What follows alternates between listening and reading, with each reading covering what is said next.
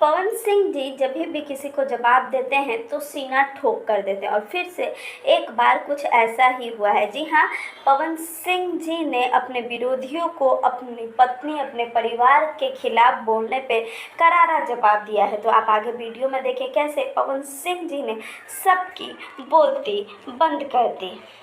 ने फोनवा को ले लिया। मेरा कहना ये है कि बोलना है बेटा तो या तो मेरे सामने तुम आ जाओ, नहीं तो बोलो हम तुम्हारे सामने आ जाओ। हम भाया भाया वाला आदमी ना, हम डायरेक्ट वाला आदमी कि तो तुम आना तो हम। पवन नहीं करता है, पवनवा नहीं करता है। हमारी ताकत आप है, हमारा जोश आप है, हमारा स्वाभिमान आप है। तो पवन सिंह तो मैं बहुत कुछ हो जाता है तो भी मैं बोलना उचित नहीं समझता।